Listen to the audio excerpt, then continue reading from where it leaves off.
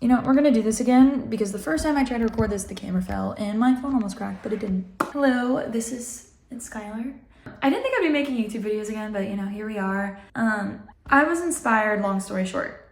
If you know who Doechii is, she is a very famous rapper right now. She just won Best Hip Hop Rap Album at the Grammys. She's the third woman to do so. She's insane.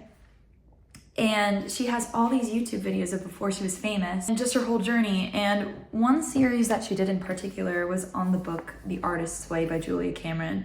The moment I saw this, I bought the book off of Amazon and I was just so inspired. Every week she would talk about her own self-reflection throughout the book. It's like a 12-week course. The book is about how to find your creativity, find the inner child within yourself, because at the end of the day, the creativity that is within us is our inner child.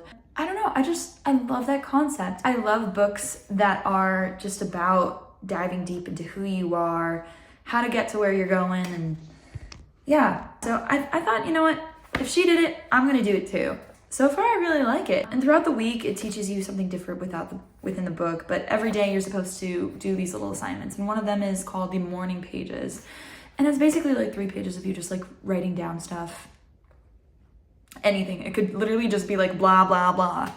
Sometimes I did write blah, blah, blah, but you know, neither here nor there. You're not supposed to look back at what you wrote. It's kind of just like for you to put on the back burner just to get your ideas flowing. And then another thing it tells you to do is to do these artist dates. So in theory, it's taking your inner child, which is your creativity, just picturing like little me, little Skyly, and just taking her on a little date, because quality time is so important. And it's important to nourish and take care of your inner child. But yeah. So I went to an antique store and I got some things. I got my favorite records. You know me, I love 70s music. And I got the Billy Joel 52nd Street record.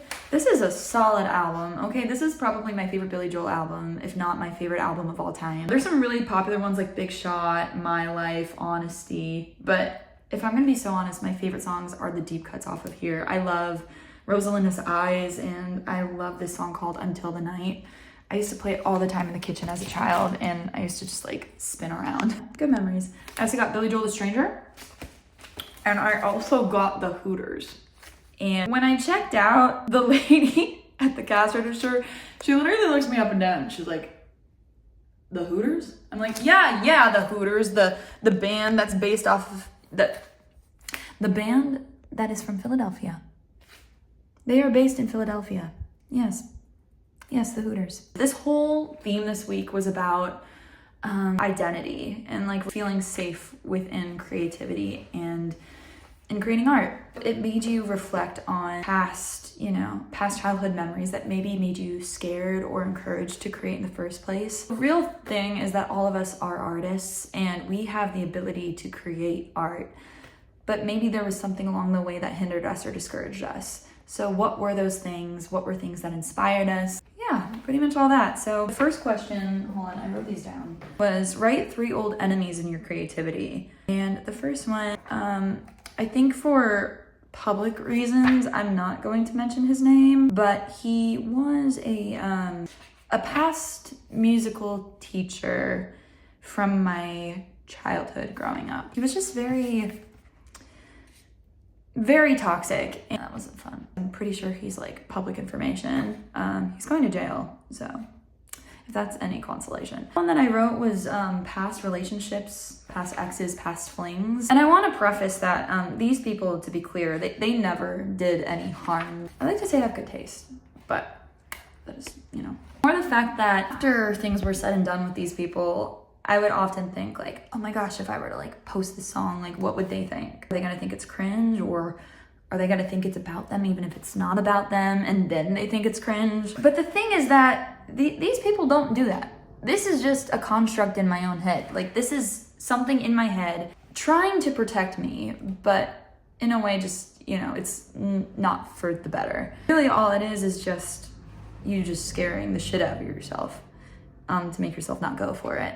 So you just gotta keep going and keep plugging away. And you kind of just have to say like F you to all the haters, all the haters. The third thing that I wrote was maybe you're in a room with people that are more talented than you, or maybe you're in a room with people you think are more talented than you, but it's really just because they have a louder opinion than you do. Maybe they shut an idea down because they think it's weird, or you shut an idea down in your own head because you think they wouldn't even think it's good. When your filter's on like that, it really doesn't help the creative flow. Next thing it said was to list some old champions of your music. It asked for 3. I wrote some honorable mentions down though. So my first champion, I paired them my parents. Another person that I wrote down was my 11th and 12th grade music theory teacher and my AP theory teacher, Dr. Watson.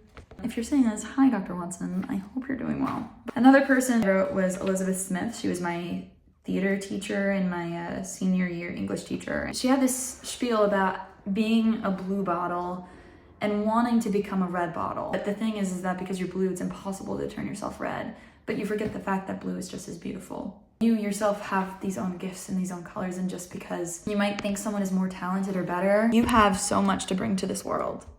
I also have some honorable mentions. These were just like past music teachers, music instructors that like taught me growing up. And I always said when I win my first Grammy, I'm going to thank all these people because I feel like they deserve to be praised as well. I mean, it takes a village to create an artist. Another thing it said was to write a thank you letter to someone that really honed in on your creativity. And so I sent a message out to Miss Smith, and at the beginning of this video, she actually just replied, so I'm gonna read it when I stop this. But yeah, all that being said, after you did all this was, how many days this week did you do the morning pages? I did 7 out of 7.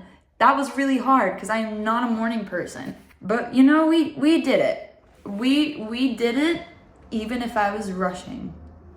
We did it. Any other issues this week that you consider significant for your recovery? I don't know if I had any issues. No, I wouldn't say so. No. I think I'm more so just like open-minded to all of this and to this whole journey. I said it's gonna get more frustrating as it goes on, but I'm excited. I'm excited, at least for right now. Cool. See you next week.